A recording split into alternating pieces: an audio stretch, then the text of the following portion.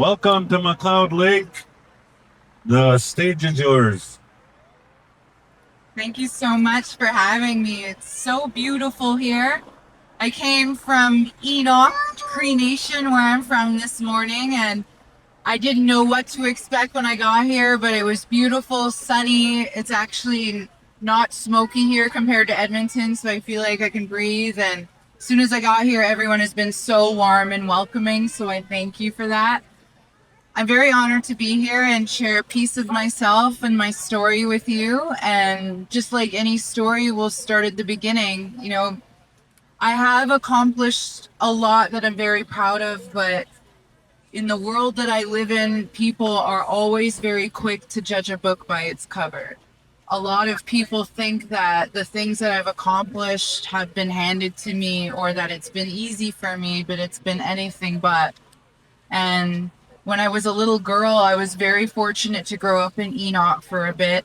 I grew up with my single mother and my grandparents, my cookum and my mushum. And the way that I grew up was that my grandparents, they were a medicine man and medicine woman. So they ran a sweat lodge. We had ceremonies. So I grew up very traditional and very spiritual.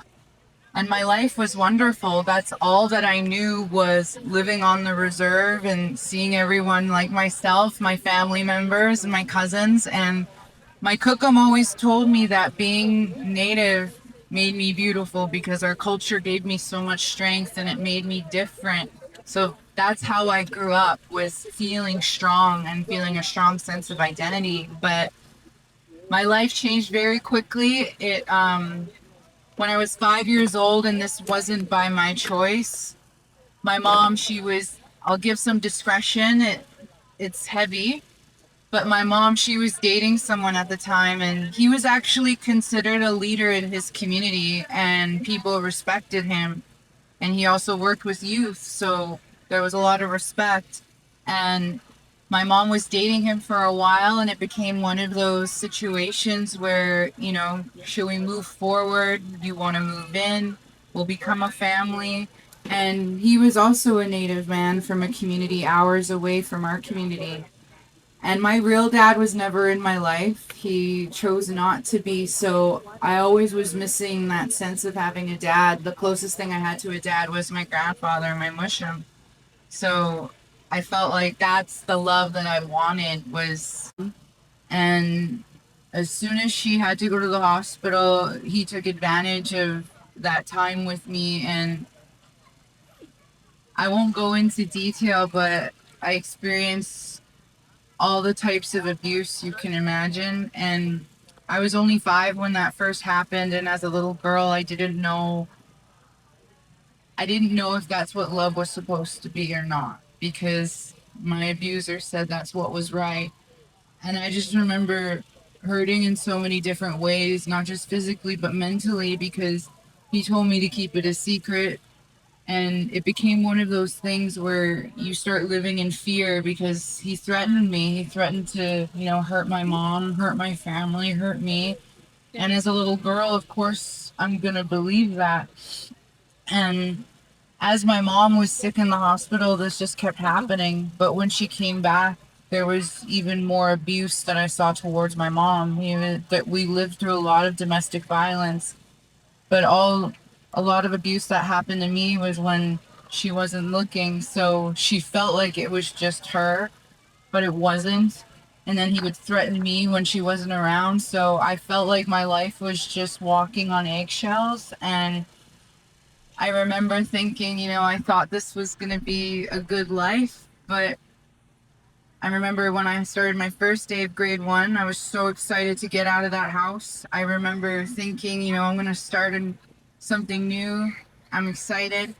And I remember I was coming from the reserve, and I've never been to a school in the city in my life. And this was a very small town. So, very small town mentality. And I did not know what I was getting into because I've never experienced racism before. But when I got on the bus, there was only a handful of us native kids that were on it, and they were like reluctant to get off the bus first, and I didn't understand why.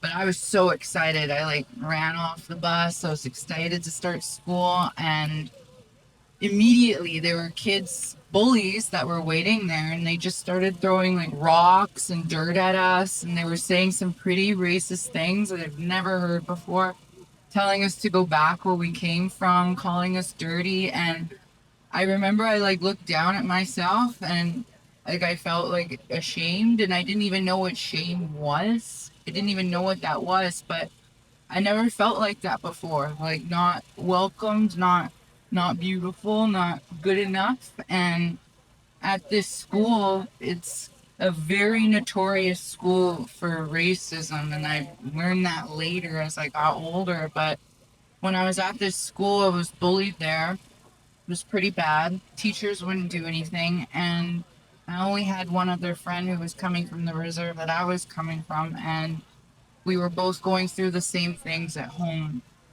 so we could talk to each other, and that helped a lot. For anyone that's going through something like that, it's so important to speak to someone because you really are not alone. If you keep something like that in you, it's going to fester inside and it's going to come out in a very unhealthy way. But while I was there, I was actually not doing well in school. I was failing. I was doing really bad because of the lifestyle that I was living. I was going from being bullied at school to being abused at home. And if a lot of people ask now, well, why didn't you guys just get up and leave? Why don't you guys just get up and go? I even get that question now. And it is not easy in a domestic violence situation, especially if there's no support system around you, or nobody believes you, or you feel afraid, you don't have the resources. We tried a few times, and every time something really bad happened. So it wasn't until we went to a shelter, and they told us specifically we don't have room for Native women and their kids. And then again, I felt like nobody wanted us. You know, I felt bad about myself. It was really messing with my self esteem and how I felt about myself as a person. And it got bad to the point where he was controlling like finances. And that's how it is in domestic violence, is that they control different aspects of your life and who you talk to, who you communicate with. And he was controlling my mom's finances. My mom didn't make much money from her job. So what I remember was after school, we would go into the town site and we would just pick bottles and cans every night. And then we would go to the dollar store and we would get a bag of pierogies or some cans. And I remember my mom would be counting, you know, Ashley can eat 3 pierogies tonight, and my mom wouldn't eat. So there was a lot of sacrifice that was made just for me to thrive. And nobody saw that. And it really, really messed with me because it made me feel like I had no value. Because my abuser would always tell me that I was worthless, that no one's going to care what I have to say or what I have to do. I'm not going to become anybody. And when you hear that for 5 years in a row, you believe that about yourself. You feel like you are what that person is saying, and then you start living for that person to make them happy.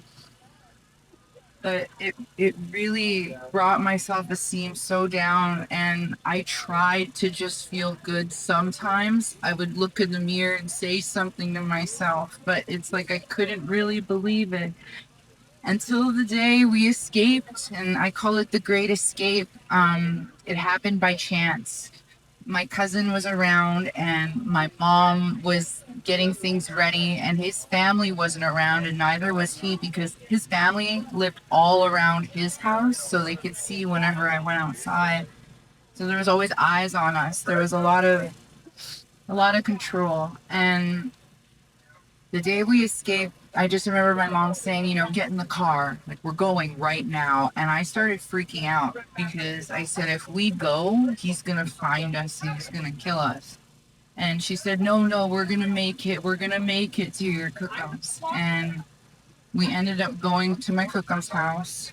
And I remember it was just the most frantic thing of my life. And I never told my mom about anything that was happening to me in that house because I felt ashamed. And me and my mom were sitting in the car. My cousin got out. And I was so scared, and my mom kept saying, we're never going back. And I thought, like, if she knew what was really going on, we would for sure not go back. And I had to build up the courage to tell her, but I felt embarrassed because it's my mom. But I found it and I told her, what happened to me and what he was doing. And she said something to me that really, like, it still hurts thinking about it. But she said that, she's sorry she failed as a mother. And I know she didn't. She didn't know. And it was really hard for me to just even say it out loud. But just saying it out loud that one time helped a lot, because when you say something like that out loud, it has no power over you anymore. And then there was the next journey. A lot of people think that you are just fine and you're healed from that and you could just start your life over, but that's not the case. I was 11 turning 12 when I had to go to court for everything that happened to me. And I was a very quiet child because of what happened. So this was the first time I've ever spoken up publicly in front of anyone. And I remember I was just terrified because I had to go in extreme detail of what happened to me and what we lived through. And when I was doing that, I remember I saw my abuser like sitting in front of me and he was smirking and like laughing. And it made me feel horrible about myself. Like what happened didn't matter. And there were other women that came that said, we're so sorry. We couldn't say anything of what happened to us because of the power he has within the community. And that made me so mad at them at first, but I know I shouldn't be mad at them. It's not their fault. But it made me mad that, like, if someone would have said something, maybe this wouldn't have happened to me. Maybe someone would have stopped him because he's been doing this for a long time. In the end, I remember when I got off the stand, I told myself, I'm never going to speak out loud ever again because I was humiliated. And when it was over, the way the Canadian justice system is, because it was his first offense of doing anything that he was caught, they basically gave him a slap on the wrist and said, you can't work with kids anymore. And that was it. He didn't go to jail, nothing. He walked out, and it broke me because I felt like I didn't get justice. But me speaking up, people found out who he was. So there was that justice. But I don't hold resentment because my past doesn't define me or where I'm going. And what has happened to me, he does not shape me or define me in any way whatsoever. Like, I've left that part of my life behind, but it takes time to do that. And I remember when we were done in court, the judge was saying, Ashley has a lot of mental health issues because of what's happened to her. I was suicidal. I was very extremely depressed. I had PTSD, and they said I needed to talk to someone. I needed to go to therapy. So they sent me to about maybe like 4 or 5 different therapists, and each time I went in there, I was freaking out or like flipping chairs, flipping tables, and I was getting mad, asking them for answers and just asking them, like, how do I let go? How do I be happy? And I wasn't getting those answers. I know that may work for some people, but when I went home that day and we were living back at my grandparents, my cookum, my grandmother, she pulled me aside and she said, I need to talk to you. She's like, you're so angry. She's like, it scares me because you want to turn to things when you're angry. And she was worried I was going to try to turn to drugs and alcohol just to numb the pain, to get rid of parents who were abused in the residential school system. And then he abused me. So now it's up to me to stop that cycle and to end it there so I don't carry it on to the next generation. But my cookum explained it to me, and I understood that I wasn't alone because this has happened to our people before. But it's how about you? How do you overcome it? Because life can throw so many different things at you, but you are in control of how you can react to it. And for me, there was two options. I was either going to go down in that spiral where I was going to turn to drugs and alcohol to numb the pain, or I was going to give myself a 5-year plan. I started to think, where can I be from now? Who can I be? Because so much of my life, this person told me I couldn't be anything. And even the kids at school said that. And I didn't feel good about myself, like internally, physically, nothing. And I needed to make a change. And I really respected my grandparents because they turned to their culture because of what happened to them at residential school. They didn't want to lose it. And most importantly, my cookum, she actually raised over 26 foster children since then because she knows what it's like. And the way that she lived was that she always opened her heart and her home to anyone. And I respected that. And I told her, you know, cookum, I want to walk the same path. I want to be like you and, you know, feel good here and heal. But I don't think I could ever become a medicine woman. I don't think I could do that. And she said, Ashley, you don't have to become a medicine woman to become a healer. Healers are people that just help others heal and that heals them as well.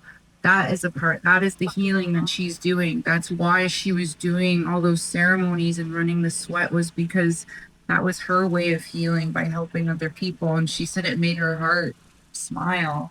So that feeling, I wanted that. And she said that's what pieced her back. Picked on a lot for that because there are pictures, I don't know if they're online, but I had braces for about 5 years because everyone called me Shark Girl. I had 2 rows of teeth growing in front of each other. And I remember I had cystic acne like on my chest, my face, and my back. And I always wore a really slick ponytail. That was like my go to look. And people picked on me for that, how I looked. And they picked on me for my skin color. And they picked on me for being smart. And I remember saying, like, that's ridiculous. You're picking on me for being smart. I was like, it doesn't matter like what I look like. It matters where I'm going and where I'm taking this and this.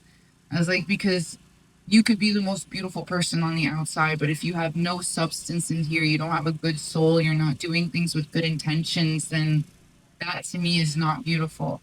You need to be making an impact and doing something worthwhile. So I decided to push myself in school. Like I said before, I was failing, and then I decided I'm not going to waste no time. I was at school all the time. Anytime that I had a break, I was working on my schoolwork. I ended up skipping 2 grades because of that. And when I got into high school, I was graduating at 16 years old. And I remember I was the only Native person in my school. So that itself was another challenge because I felt like the same thing was going to happen to me again. But I realized in high school something extremely important that I carry with myself today is that you are who you hang with. You are a reflection of the people you surround yourself with. Because those people, they're either bringing you up or bringing you down, they are a reflection of you. And I realized in high school there were a lot of people that wanted to live in the moment or have fun or go to a party or not care. But what I was imagining was, are you going to be in my life 5 years from now? Are you actually going to be my friend? Do you want to see me rise? Do you want to see the best in me? Because that's a real friend. Someone that wants to see your friends rise and not go down and do stupid crap. So I didn't surround myself with people that just wanted a good time. I surrounded myself with people that were dreamers, people that saw themselves out of that school doing something big. And people laughed at me. People laughed at me saying, "Oh, you can't get out of here. You can't do those things. Who do you think you are? You don't belong here." I started hearing that in high school. You don't belong here. And I remember I graduated at 16, and it was the last thing my cookum, my grandmother, was able to attend before she passed. And I sang like my Mushrooms Around Dance song on stage, and it was beautiful. And I remember after that, I had to think about keep going and starting over because my heart was really broken after I lost my grandmother. But I knew that even though there's people that are big impacts in your life and they're lost and they're no longer in your life or they've passed on, you have to live big for them. That's what I realized is I have to live big enough that she could see me from up there. And to me, I thought, okay, I'm going to chase my dream of science. I ended up applying for my Bachelor of Science. And when I got into the program, I was a 16-year-old girl and it was all men. And I was the only person of color in my whole class. I remember I walked in and it was a big theater. And right away, all the guys were like, oh, look at that little girl. Who does she think she is? You know? And I remember something my cookum said. She's like, keep your chin up always because you belong wherever you want to belong. And I had to think that starting there. And I remember when I graduated within 3 years because I pushed myself throughout the summer. I was working my ass off because I knew I could do it if I just believed in it and had that mentality. Because in my mind, I was thinking, well, why not? Why can't I?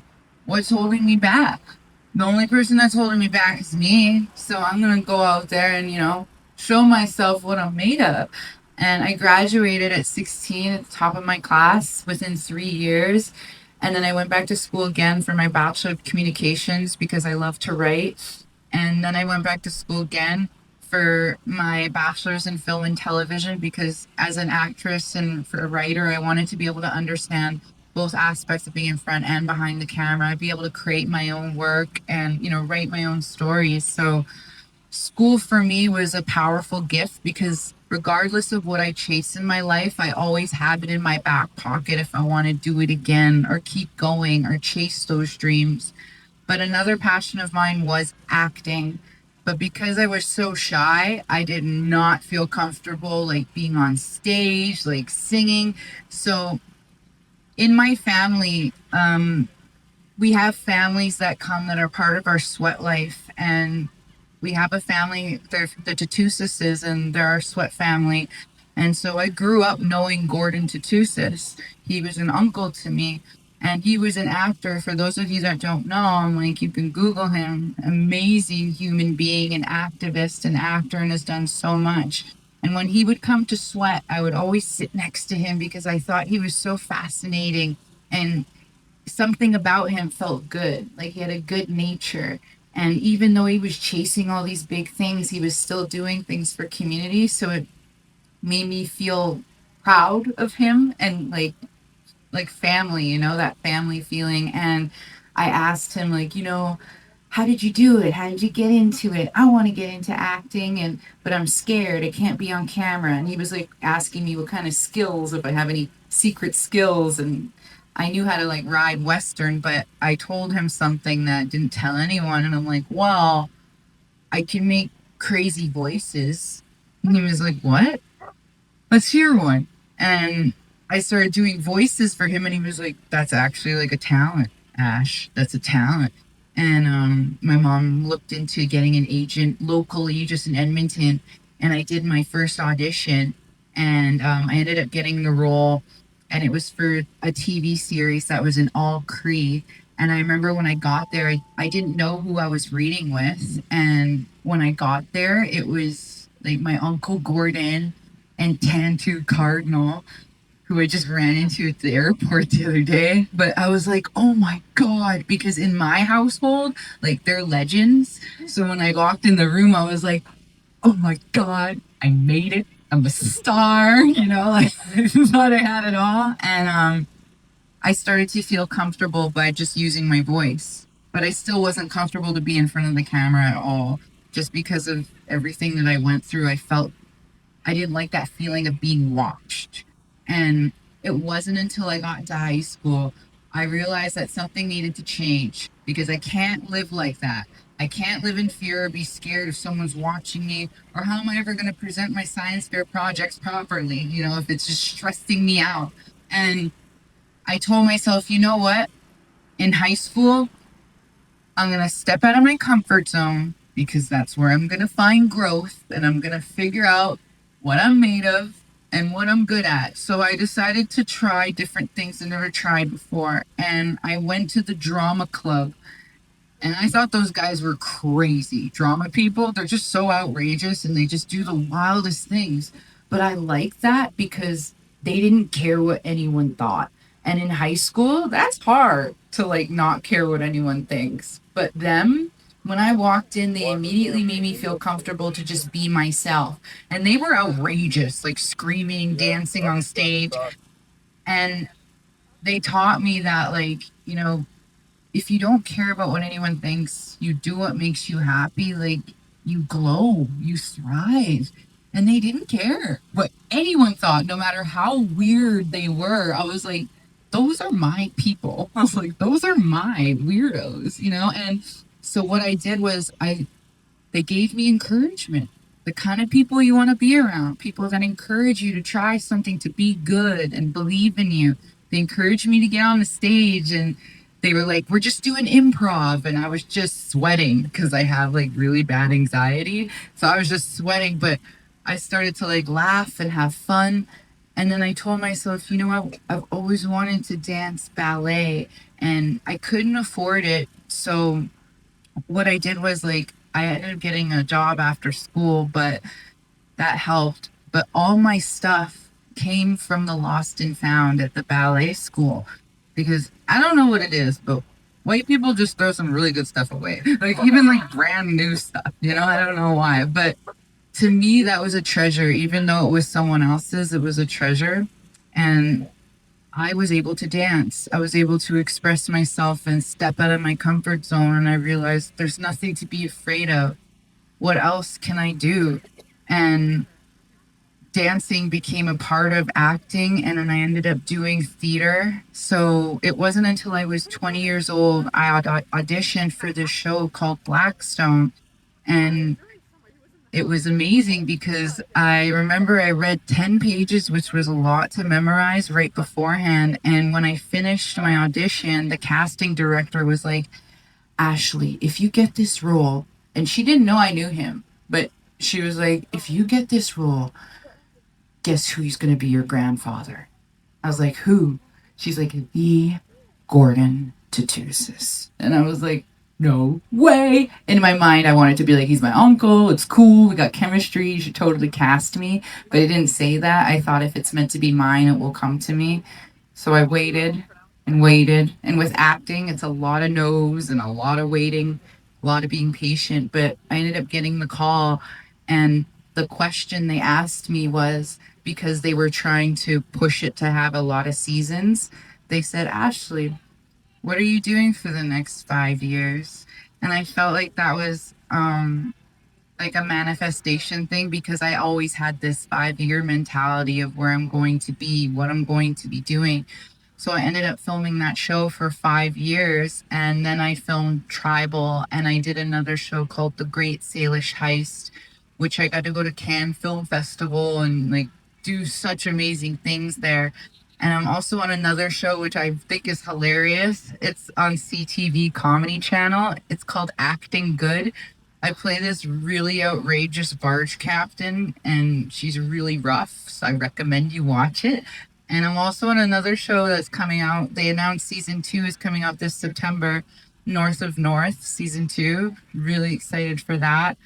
And I'm also right now, I'm on The Price is Right tonight. I co-host with Howie Mandel, and I'm allowed to say this now. We are officially the #1 show in Canada, and we've been, renewed for 24 more episodes that we shot already. Shot 3 episodes a day. It was insane. But it, the thing that I wanted to share with you guys too is that my acting career started from the cartoons. Do you want to hear an impersonation? Okay, so I'll share you a creepy one. So this is one of my favorite movies. It's called Lord of the Rings. So do you guys know Gollum, Schmeagol? Okay, for those of you that don't know Gollum, he is a creature that lives in the caves. He's thousands of years old, and he's got like a split personality. Half of him wants to help his master. The other half is like, no, I want that ring back. All right.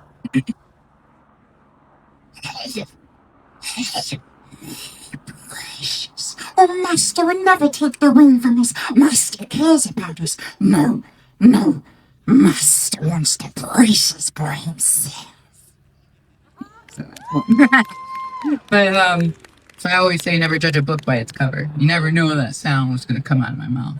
You might look at me differently now, but it's funny. When I was a kid, when I was riding the bus, that's where I was actually practicing. I'd be like, oh, making noises, and it made sense now why kids didn't want to sit next to me. I might have been the weirdo, but that is okay, because everyone used to say that was really weird and odd. They're like, that's so weird. And I'm like, that really weird quality is actually really unique and a talent. I was actually able to use that quality and turn it into a career. And the reason why that happened was because I also stepped out of my comfort zone to go past what I thought I could go. So with acting, it's a way of expressing myself, and it's something I really, really enjoy doing. But another passion of mine is like the charity work that I do. Like I said, I wanted to be like my grandmother. So that was my way of being like her. When I was 14, I had a sister that was being cared for at the Scholar Children's Hospital in Edmonton, and she ended up passing away from a condition that she was born with, and we were devastated.